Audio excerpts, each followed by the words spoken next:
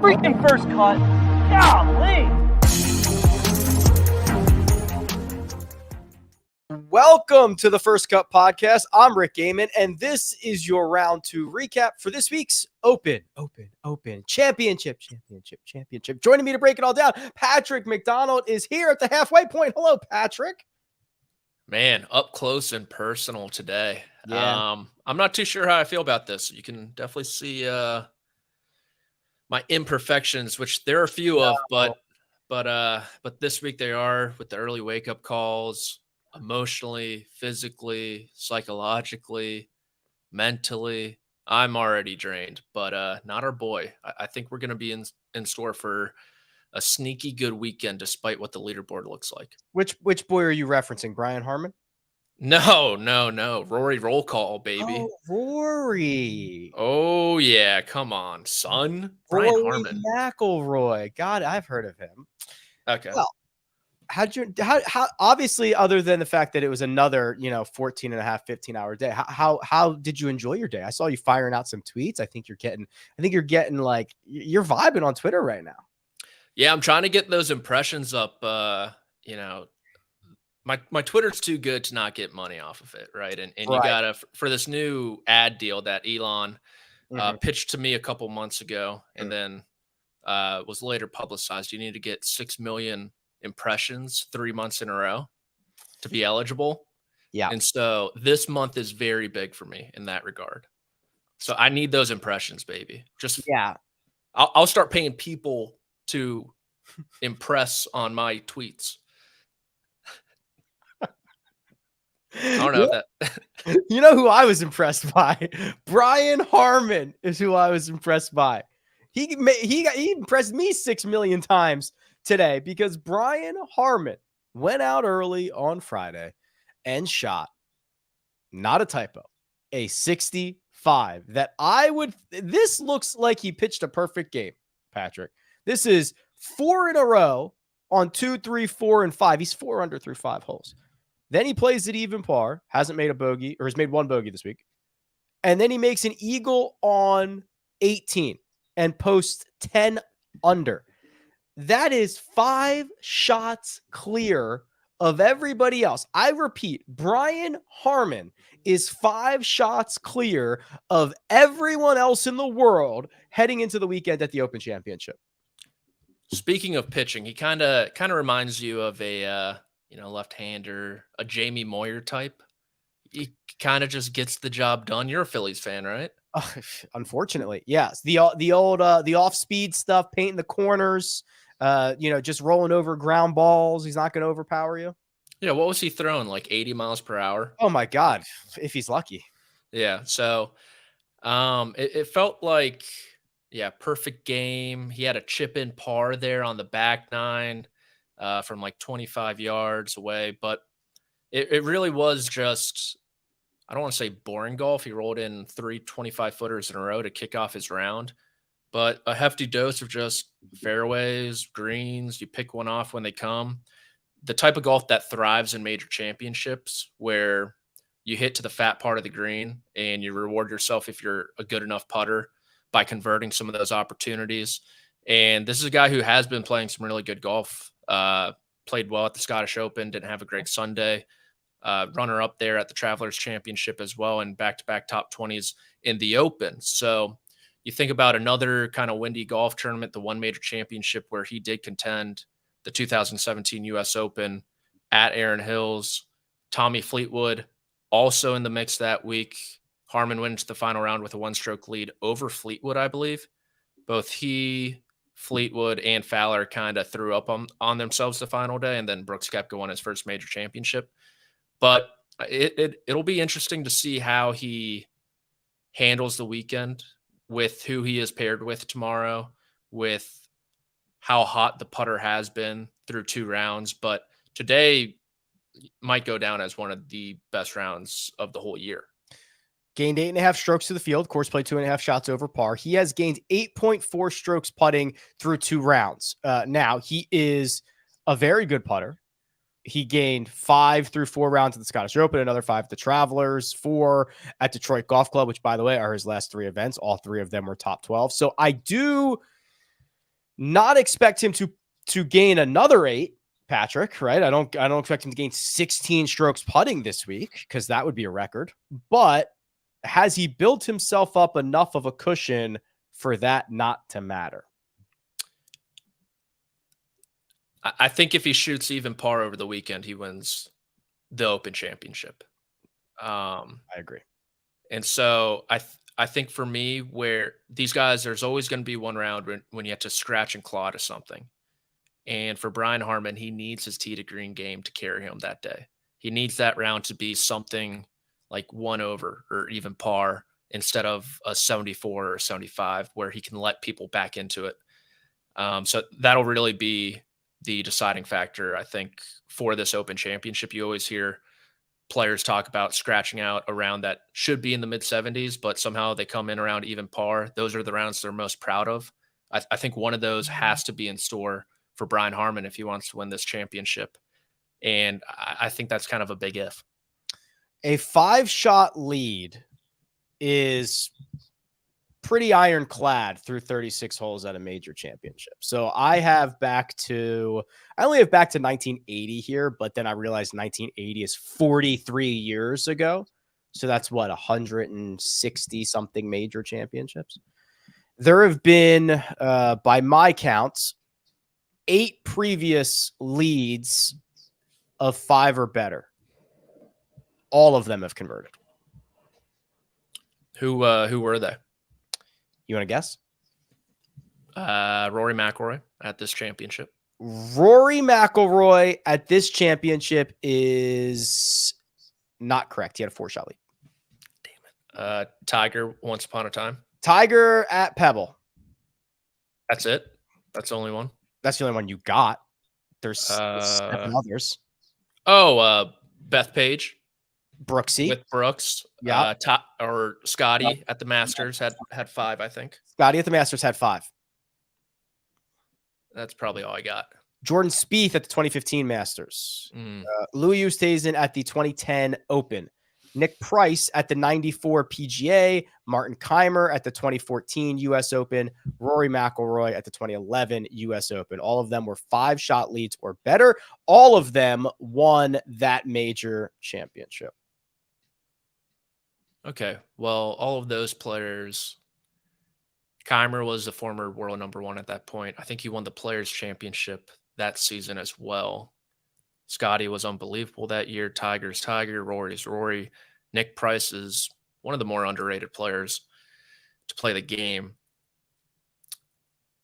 Where does Brian Harman fall along all those guys? I think there's... I think that there is.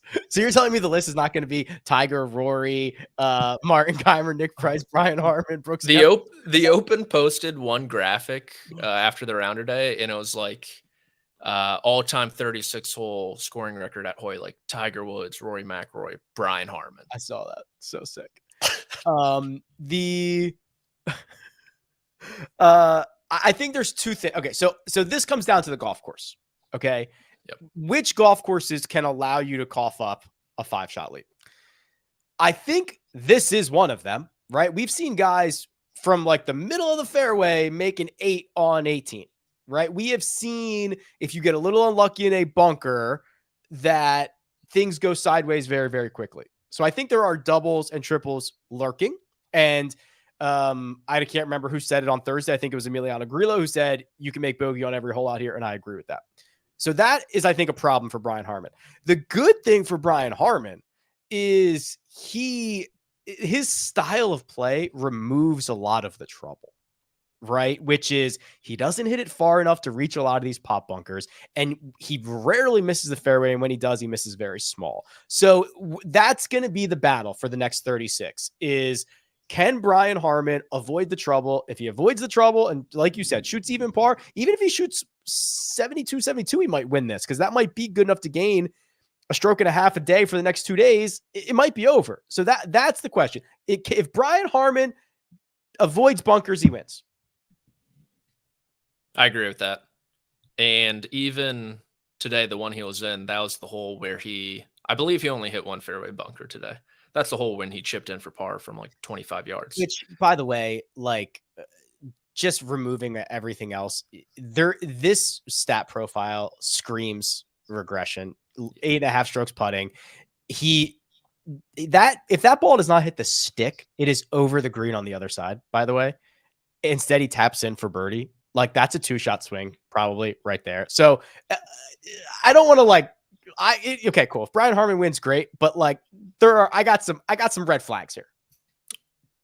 You and me both. But like you said, it really is going to be about that big number. And what I think's been the best hole of the tournament so far, the par 5 18th, you saw it on full display with guys trying to make the cut. Brooks Koepka made a triple bogey. Cam Smith made an eagle within 30 minutes of each other.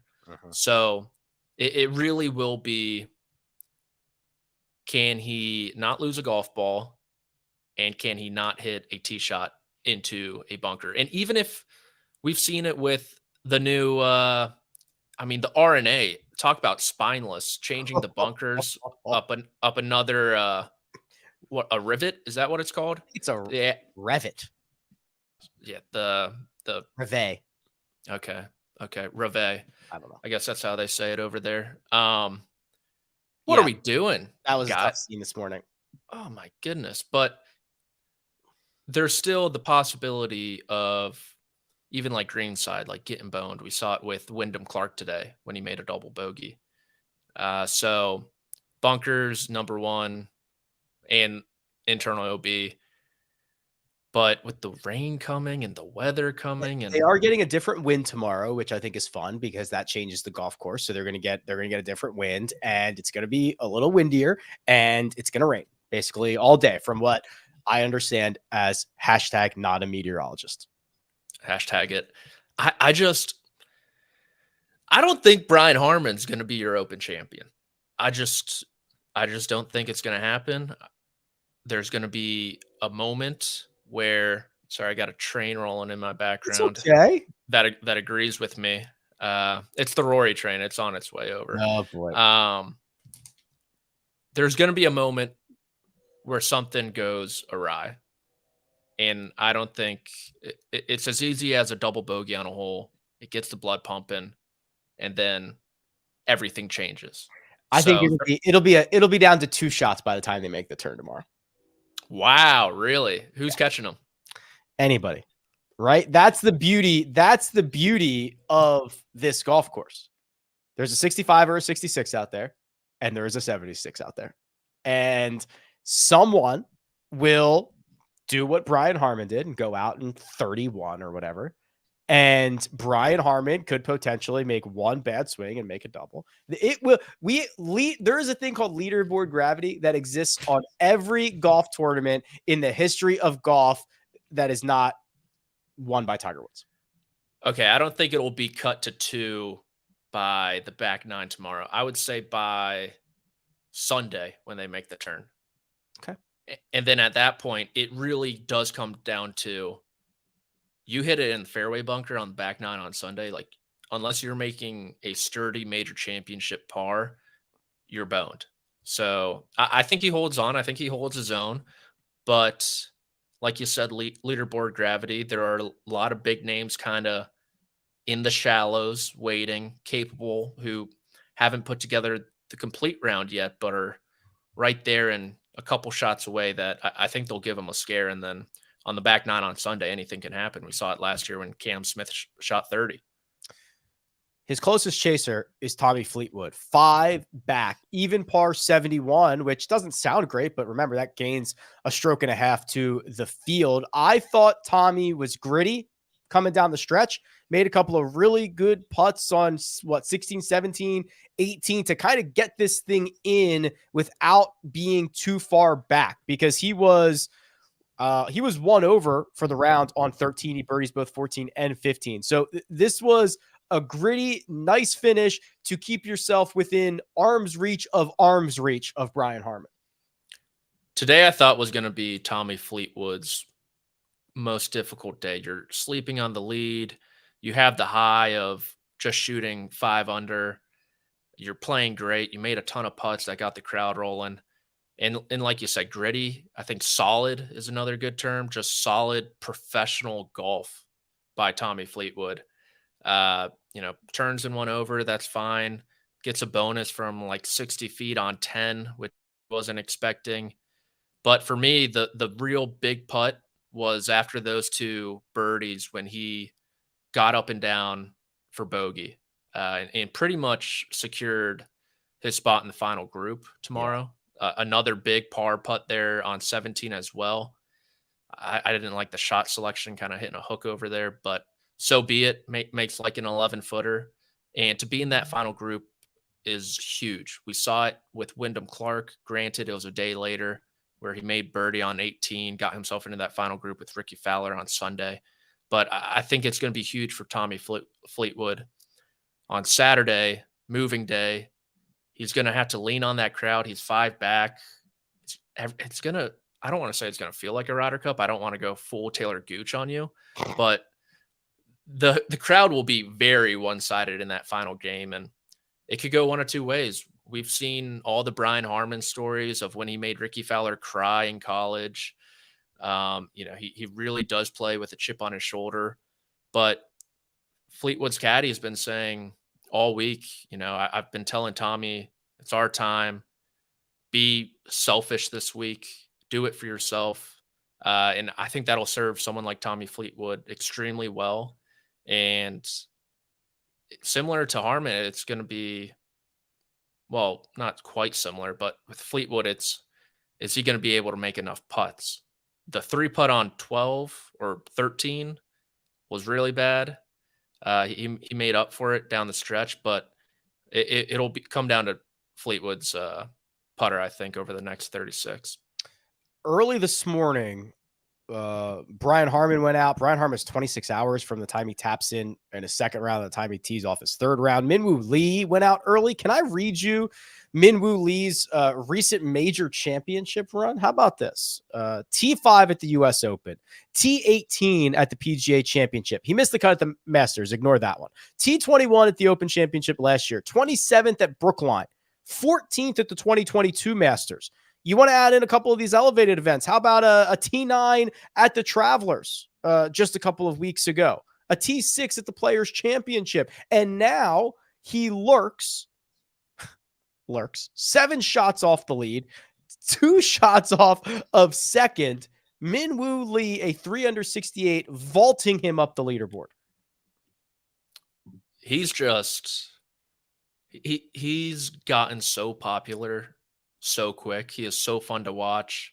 He plays with kind of a sense of abandonment where stingers, drivers, creativity, everything's kind of on the table, and he just pounds the golf ball too. And when you combine driving distance with a sweet short game like he does and a great putter like he has, it just makes it a lot of fun to watch him play golf. And he has just risen his game, like you said, listing off all those starts. I believe last year at the Masters, he tied the nine-hole record, the first 9 there at Augusta National. He shot 30 one day. He has that type of firepower. But we've also seen where his iron play isn't the best. It is by far his weak point, where his irons go haywire and he kind of loses pace with the guys. So it's a pretty similar story to the U.S. Open. He entered that weekend in contention. He's a bit closer to the leader relative to players in between them, not so much strokes. But God, he is so much fun to watch. If he's able to actually make a charge, I would say he has the widest array of possibilities this weekend. I like that he told us what his strategy was on Tuesday and Wednesday, and then he's gone out and executed it so far on Thursday and Friday, which I thought was really cool. He was going to lay back off the tee. He was probably going to hit like one driver every single day. Now we do get, again, I cannot stress this enough. Like when you get a different wind from the prevailing wind and you're going to get different conditions, it is like playing a completely new golf course for these guys. And they are going to have to go back to things that they tried on Monday and Tuesday that they might not be super comfortable with. I do think tomorrow is going to be pretty wild. A moving day? A moving day. Maybe a min-wooving day. Maybe. I'll allow it. All right. All right. Min-moving day. It's tough, but I'll allow it for now. I just think there's so many outcomes. He could he win this tournament? Yes. Could he shoot 75 over the weekend? Also, yes. So I would love to see him play well because he's so much fun to watch, like I've been saying. But he's just like an electric factory. Yes. He's sick. I love him. So I don't know. I don't know what to think of him. From a golf fan point of view, for added intrigue, I would love it. The fans love him. He's great on social media. He said after his round, he's just hoping he doesn't get canceled soon because he loves to rile up the crowd. He plays great when he's having fun, all that good stuff. But it's going to be the iron play for him. It has not been a strong point throughout his career. It's always been off the tee and putting. But if that's just, decent for him, he said he was flushing it on the range when they had him on the range earlier in the week. He's more than capable of making a charge. It depends mainly on how ugly this weather is going to be tomorrow and how difficult the wind switch is going to be. We need to talk about a lot of the big names who are noticeably absent from the top of the leaderboard. We will discuss those, look at the odds board, and more. But first, we're going to take a quick break and hear a word from our partners. In case you're new here, we're here to make history. We are more than the names on our back. We're the team on the front, the country on our shoulders, the city behind us, and the fire inside us. The best in the world. We got us. We don't just play the world's game. We run it. And we're back. Let's roll through a couple of these notables here. Not a lot of them had great days. Jordan Spieth had an okay day. And even par 71, it was better than the field average, but it's going to feel a lot worse than that here, Patrick, because Jordan Spieth went out in 32. That is 3 under par. And he got this thing to 5 under, which is where Tommy Fleetwood sits at the halfway mark. And vibes were high on Spieth Island. But he makes bogey on 10, 11, and 15 to fall back to even for the rounds, 2 under for the tournament. Yeah, he's definitely going to be a little pissed off, I think. Stepping off 7 green, in 8 fairway, he had a wedge in hand, only 100 yards. Missed the green. 9, he hit it to 15 feet from 225 yards. Burned the edge there, and then back-to-back bogey to start your backside. And really for Spieth, it's what he did on that back 9. I don't know if it completely took him out of the tournament, but he now has 0 room for error, I think, and needs some help from Brian Harman, as opposed to if he somehow came in at even par. All he has to do, he shot 3 over on the backside. All he has to do is play those par 5s and 2 under instead of 1 over. And he's right there at 3 under, 5 under for the tournament, 5 back. He would have been in that final group with Brian Harman.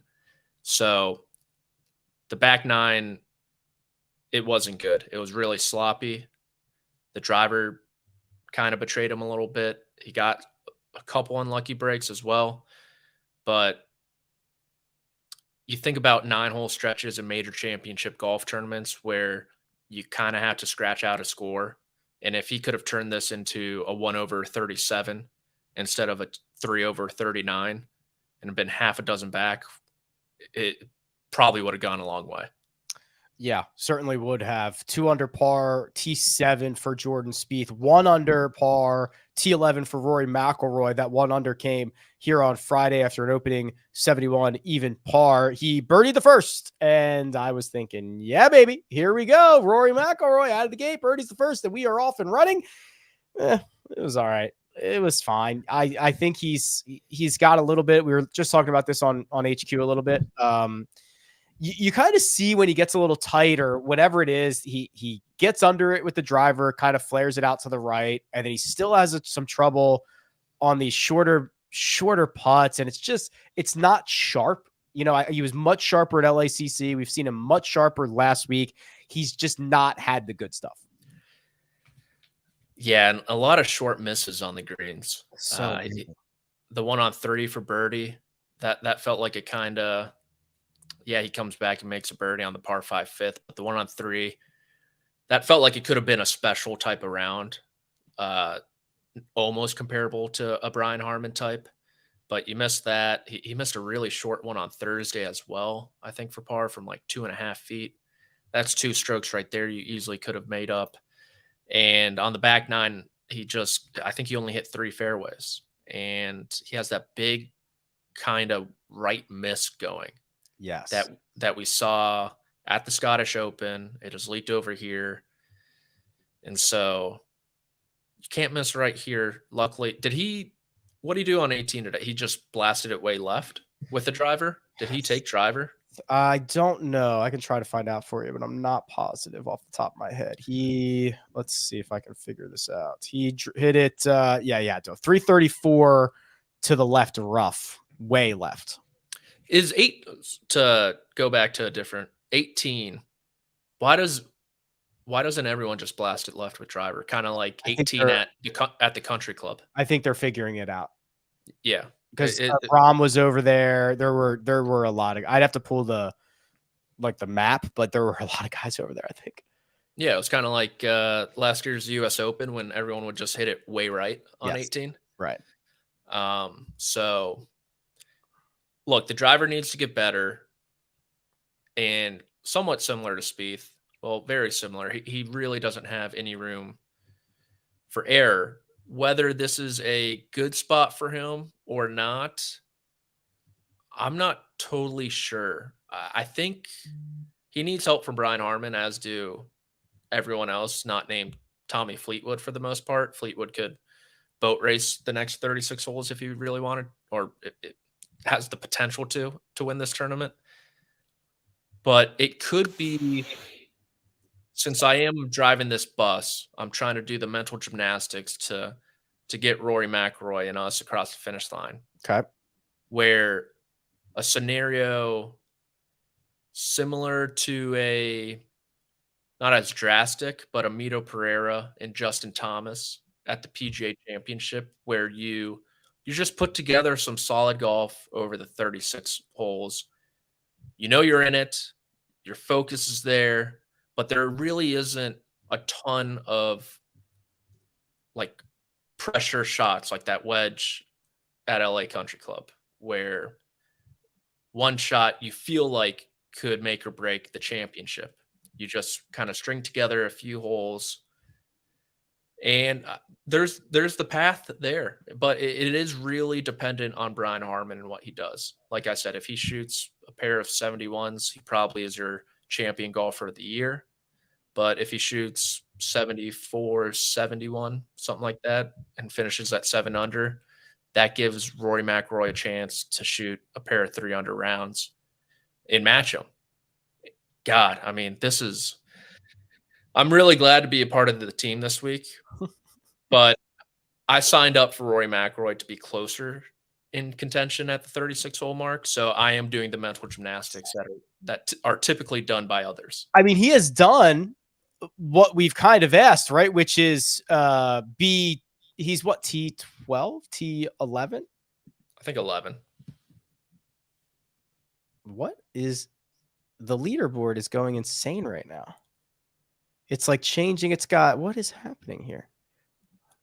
Oh, did Richard Bland birdie the last? No, you know what? This happened last week too, and they put I'm looking at the PGA Tour. I'll go to the Open Championship. But this happened last week where they put up a thing on the leaderboard and it said, we're going through maintenance or something. And it was almost like playing out every moment. It was like an 8-hour event was being played out like in 15 minutes. It was kind of bizarre, but that looks like what's happening right now. Rory McIlroy's T11. So that's that's awesome. Just the problem is that he's 9 back. Yeah. He's got 9 people and 9 strokes between him and Brian Harman, which one side, 9 people. Yeah, absolutely. That's fantastic. 9 strokes over 2 rounds. It's tough to make up. It really is whatever Brian Harman does. Like I said, if he shoots 3 over the weekend, he gives people a chance. And Rory McIlroy is at the top of this list. Our boy, Rory McIlroy. Our boy roars. The 2 big boys, Scottie Scheffler, John Rahm, barely made the cut. Rahm a little bit more cushion. 2 over. Oh my God, no. This is sorry. The leaderboard's all screwed up. So let's try this again. Jon Rahm.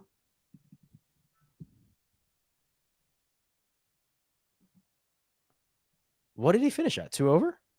2 over. He shot 1 under today. Yeah. Okay. T47. Yeah. And then Scottie Scheffler 3 over by making an up and down from the greenside bunker on 18, gives us the full double arms in the air.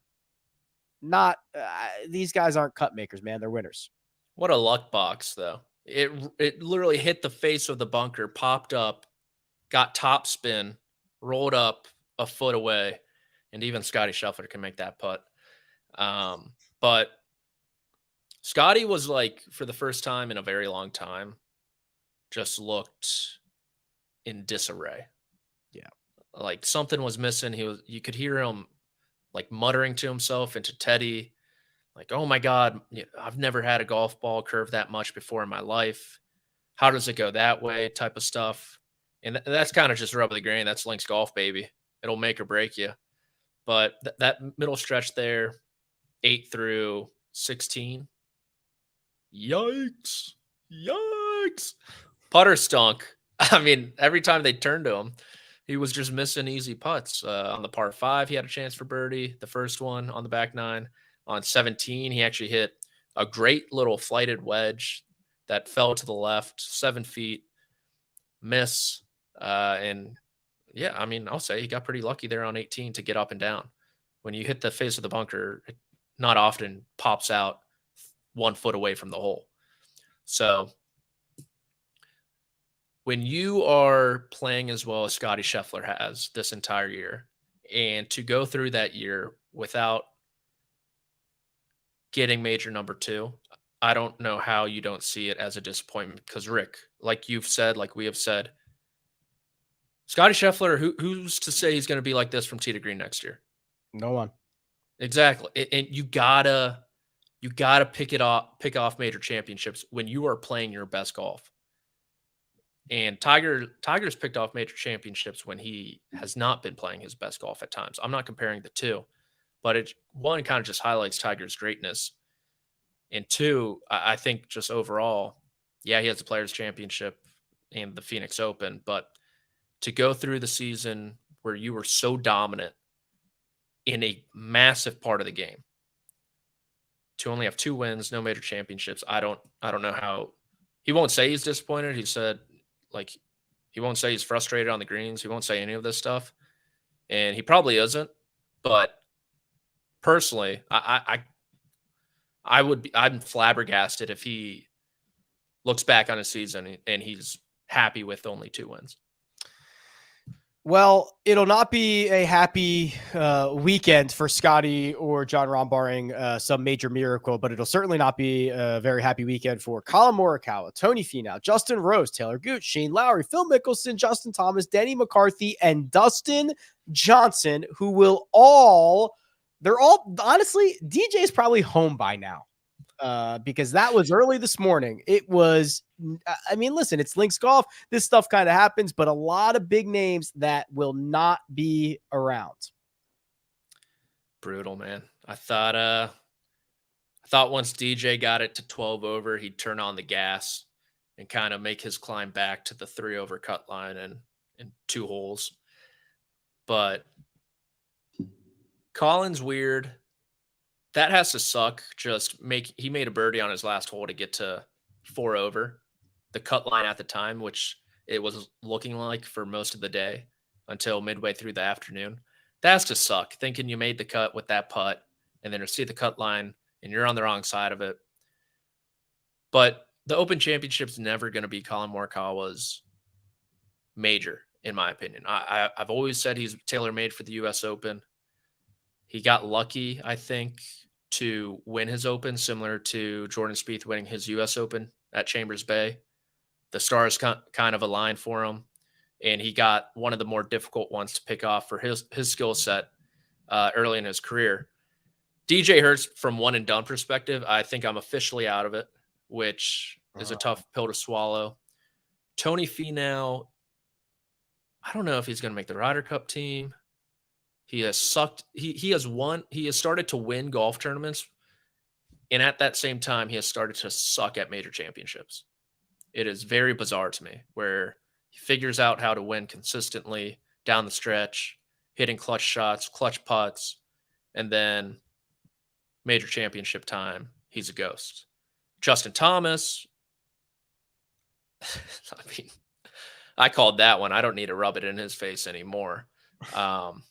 But he's, 75th in the FedEx Cup? He's playing at 3M, likely the Wyndham. Is he playing the 3M? Yeah, he committed. Mm-hmm. Tough scene. And like Zach Johnson, did you read his quotes afterwards? No. I think he's going to pick him no matter what. So do I. No, I think that barring Justin Thomas missing every cut and not making the playoffs and then saying, I'm not in the I cannot in good conscience take a spot on this team. I withdraw myself from consideration. Unless that happens, he'll be on this team. I think you're onto something. I think that's what he needs to do. He needs to, if he misses the FedEx Cup playoffs, he should take his name out of the hat and just be a vice captain. He should just stay home and figure you don't get to just become a vice captain because you didn't make the team. You just don't get to be part of the team. You just watch on TV like everybody else except for 12 US golfers who made the team. That's what you do. And it sucks. And that's what you do. He can be the minister of morale over there. Oh yeah. JT, big morale guy. Yeah. He'll get into those guys. But it's really bad. There's nothing going right for him. And it's such a tough spot for Zach Johnson where you go to Europe looking for your first win in 3 decades and you're going to take a shot. Yes, his Ryder Cup resume is stellar. You're going to take a shot on a guy who might finish like 85th on the PGA Tour this season. You can't. The whole thing would be a sham. You cannot pick a guy who in a season-long contest in which it is essentially skewed for guys like him did not get into the top third of the league completely healthy, or at least healthy enough to be playing golf. You cannot pick that guy. I totally agree with you, but I am not convinced Zach Johnson agrees with you, which is very there's still a ton of dominoes to fall. Like if Brian Harman wins this week, which I know is kind of pooping on his chances, chances are he does win this week. He's on the Ryder Cup team. You got Wyndham Clark on the team. You don't think Brian Harman's on the team if he wins this week? Does everyone who wins any event automatically get to be on the team? Like, there's not enough guys. Well, Finau could easily be out. Yeah, Finau could be out. JT could be out. That's Clark, 2 spots. Clark is in. Right now, it's pretty much Scheffler, Cantlay, Xander. Those are the 3 guys I trust. I don't even trust. Are Brooks and Bryson playing? Oh, I trust Brooks too. Bryson, I don't know. He showed me a lot today. He showed me He looks a ton. good. One, I think he has another new logo on his hat of his own, which would be number 3 lifetime, going back to the Hogan cap, the new one he has on the bill, and then I think he has a new one on the side as well, which, look, any publicity is good publicity. He showed me a ton today, though. I don't think Marco Simone's going to be a great course fit for Bryson, given how the Europeans like to set up their Ryder Cup venues. So this is your team here. So who are you taking off of this team for Brian Harman? Okay. Scheffler, Wyndham Clark, Brooks Koepka, Xander Schauffele, Patrick Cantlay, Max Homa, Keegan Bradley, Jordan Spieth, Colin Morikawa, Cam Young, Sam Burns, Ricky Fowler. Who are you taking off that team for Brian Harman? Sam Burns. He is a more accurate Sam Burns. Sam Burns was like the best player at the President's Cup. And he hauled around Scottie Scheffler for 3 days. Yeah, and they didn't win a match. Not Sam Burns' fault. You can't be the best player at the President's Cup and not win a match. All right. Okay, so what happens when Denny wins the 3M? You throw Denny and you throw Brian in the octagon. Yeah. Last person out. How about, yeah, I agree. No, they should have to play 18 holes match play to see for the last spot. They're pretty much the same golfer. Yeah. Right. Just like you guys go play for it. I'd be down with that. I would take Harman over Sam Burns. Just because he like sun runs at the Open. What's his ranking right now? 20th. Okay. What's Sam Burns ranking? 11th. Oh, I don't know. I guess he did win the match play. But I mean, majors are 3x for points. It's a sham. I don't know how you leave a major champion. I agree that if he wins this, he'll be on the team, but I don't think that because you won the Open, you should be on the team. Well, the same thing happened with Phil in 2021. He didn't make the Ryder Cup team. Yeah, at least Brian Harman has had a better year than Phil had. Phil had just like the random PGA win. Yeah, and there's some chatter about him being a captain's pick. God.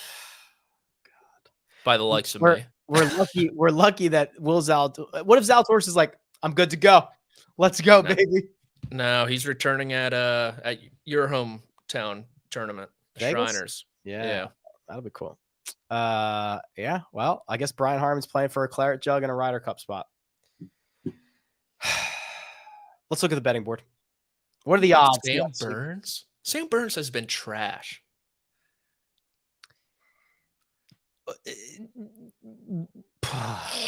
Okay, so the guy who won match play, you're gonna leave him out of like a match play competition?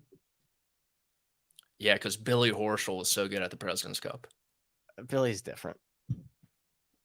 Did you want Kevin Kisner on the Ryder Cup team? No, because I don't want short, accurate putters like Brian Harman.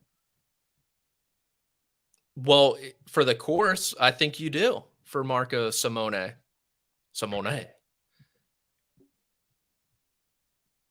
All right. Agree to disagree. Plus 140, Brian Harman. Closing in on even money. Tommy Fleets, 4-1. Rory McIlroy, 11. Spieth, 16. Everyone else, 18 or longer. You can't not bet Brian. The other thing you can't do is bet Brian Harman right now. That is true. Just light your money on fire. Not that he's not going to, but just like it's not even worth the risk. I would bet some chaotic situation. Like Minwoo or like Wyndham Clark at 35. Cam Young, I'm pretty sure made a ton of birdies today and just needs to kind of clean it up a little bit. And I liked him prior to the week. He's 30-1. He looked really good today. Really good. And honestly, I haven't given that guy credit for the head of hair he has. Strong. Well, took his hat off. Now he's growing it out with like the flow. Very strong. Missed some very easy putts as well coming down the stretch on the back nine. So he's at 2 under, I believe. So a full touchdown and 2-point conversion behind. I think if you want to get chaotic, I don't mind Victor. I really don't. At 50-1. If you want to get weird, I would probably rather bet Victor Hovland at 50-1 at even par than Rory McIlroy at 1 under at 11-1. I mean, every scenario is almost like a parlay. It's like Brian Harman comes back to the field and you pick the guy who overtakes him. Correct. So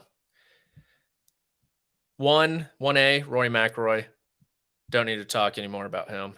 But 1B, I think Victor Hovland off the tee.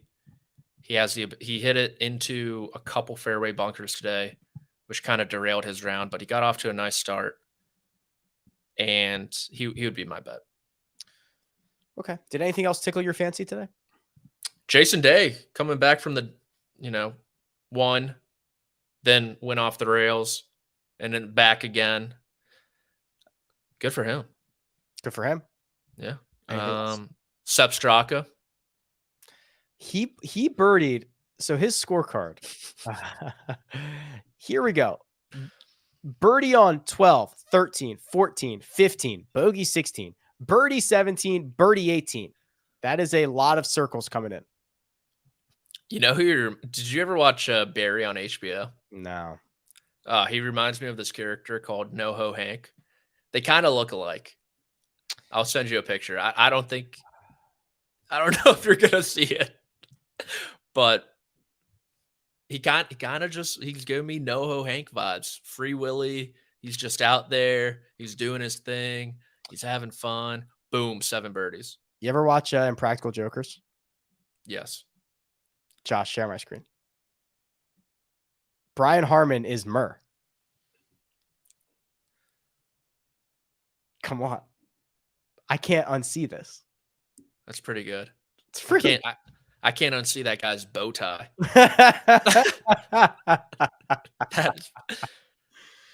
Yeah. Brian Harman needs to wear that outfit tomorrow, and he'll win the Open if he does. Remember when Justin Thomas wore the tie, like the full on? I think that was the U.S. Open. He shot 63. That Brian Harman was the 54-hole leader at. Time is a flat circle. Yep. We will be back after the final putt of round 3 of the Open Championship. And then, of course, after round 4. And we'll see. We'll see if Brian Harman gets it done. Big thanks. Producer Josh does all the hard work behind the scenes. That is Patrick McDonald, available on Twitter at Amateur Status. You can find me at Rick Run Good. This has been The First Cut. We'll catch you next time.